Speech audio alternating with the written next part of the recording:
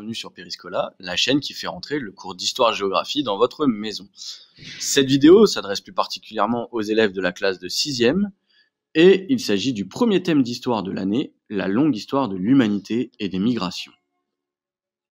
Et dans ce thème, nous verrons 3 chapitres.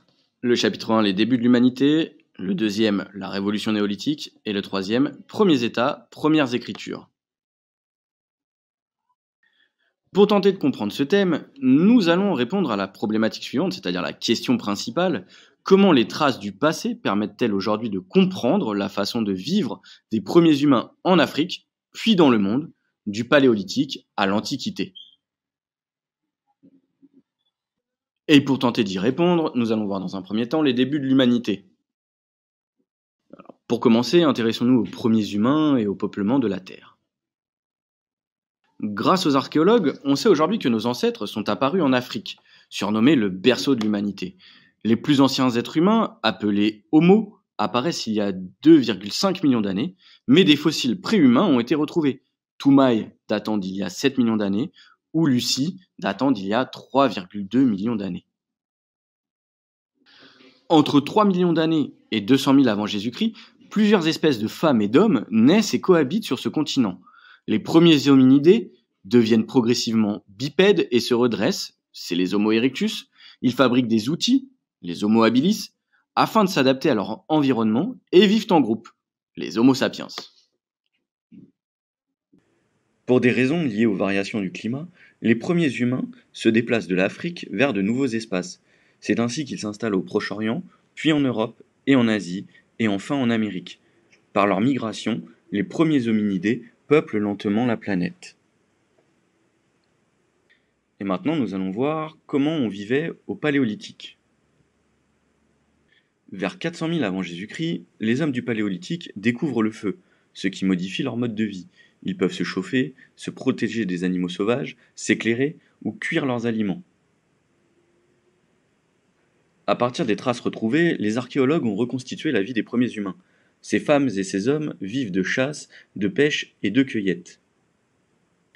Pourchassant le gibier, ils n'ont pas d'habitat fixe, ils sont donc nomades. Ils vivent en petits groupes, ils fabriquent des outils en pierre taillée, en os, en bois.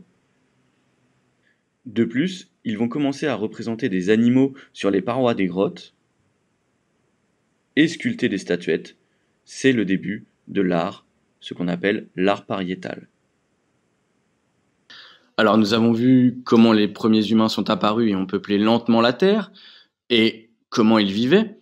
Nous allons voir qu'en moins 10 000, une révolution va avoir lieu, et c'est ce qu'on appelle la révolution néolithique. Et nous allons commencer par nous intéresser aux premiers paysans de l'humanité. L'invention de l'agriculture, vers 10 000 avant Jésus-Christ, est le premier grand bouleversement du néolithique. Les hommes découvrent qu'ils peuvent produire eux-mêmes leur nourriture, céréales, légumes, et grâce aux outils qu'ils fabriquent, ils apprennent à cultiver la terre. L'apparition de l'élevage est l'autre grand bouleversement du néolithique. Les hommes commencent à domestiquer certains animaux sauvages, tels que les chèvres, les moutons, les porcs, les bœufs, les chevaux. Les animaux leur fournissent la viande, du lait, du cuir et de la laine. Parmi les paysans, certains deviennent des artisans. Ils inventent de nouveaux outils, les haches, les fossiles, les arères, etc. Ce qui change, c'est également ce qu'on appelle la sédentarisation. Les hommes du néolithique se fixent sur le territoire qu'ils mettent en valeur en fonction de leurs besoins et en procédant à des défrichements. Les archéologues ont découvert les traces d'un habitat fixe, souvent organisé en plusieurs grandes habitations, regroupées et entourées de champs.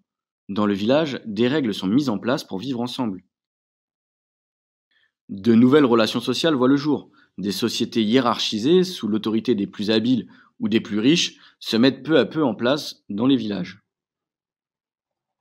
Des croyances se développent. Les hommes et les femmes du néolithique édifient des mégalithes, sans doute en l'honneur de divinités ou des ancêtres. Les archéologues ne sont pas bien sûrs sur ce point. Enfin, la guerre devient plus fréquente. Le travail investi dans les constructions d'une maison et la culture d'un champ justifie qu'on le protège. Ce qui est intéressant, c'est que le néolithique n'est pas une révolution au sens premier du terme, c'est-à-dire qu'elle n'a pas bouleversé à l'instant T l'ensemble de l'humanité. Néanmoins, elle s'est diffusée petit à petit. En effet, mieux nourries, les populations du néolithique augmentent et se répandent à travers le monde. C'est au Proche-Orient, dans les vallées fertiles, que le néolithique apparaît vers 10 000 avant Jésus-Christ. Puis il se diffuse à travers la Méditerranée. Il faut plusieurs millénaires pour que l'agriculture parvienne dans l'ouest du continent européen. En France, par exemple, le néolithique ne commence que vers 6 000 avant Jésus-Christ. Le dernier bouleversement lié à la révolution néolithique, c'est l'apparition des premiers États et des premières écritures. Donc, tout d'abord, intéressons-nous aux premiers États. L'agriculture se développe sur les bords du Tigre et de l'Euphrate en Mésopotamie et le long du Nil en Égypte. Les hommes se regroupent alors et fondent des villes vers 3500 avant Jésus-Christ. Elles s'organisent en États. Au début du troisième millénaire, avant Jésus-Christ bien entendu, la Mésopotamie est divisée en de nombreuses cités-États indépendantes. Chacune d'elles est dirigée par un roi. Il fait les lois, protège les habitants, veille au respect des dieux. Et les habitants sont polythéistes, c'est-à-dire qu'ils croient à plusieurs dieux. Mais chaque cité a un dieu principal pour lequel on construit un temple et une ziggourate. En Égypte, c'est un petit peu différent. Les villes se regroupent et forment un empire. Le pharaon gouverne et détient tous les pouvoirs. Il est lui-même considéré comme un dieu. En même temps que les premiers États, naissent les premières écritures. Ainsi, vers 3300 avant Jésus-Christ, les premières écritures apparaissent, les hiéroglyphes en Égypte ou les signes cunéiformes en Mésopotamie. Elles sont complexes et réservées à des spécialistes qu'on appelle les scribes. En effet, les hommes ont ressenti le besoin d'écrire pour la gestion des affaires quotidiennes, comme compter, le bétail par exemple, ou transmettre des informations, des récits, des connaissances scientifiques, les lois, mais aussi pour honorer leurs dieux. Les rois utilisent les écritures pour gouverner, renforcer leur pouvoir et surtout laisser une trace des événements passés. Ainsi, l'importance de ces écritures est telle que leur découverte constitue le passage de la préhistoire à l'histoire. L'apparition de l'écriture marque le début de l'Antiquité. Cette vidéo est maintenant terminée. Je vous laisse avec le vocabulaire à retenir pour la leçon. Et moi, je vous dis à bientôt.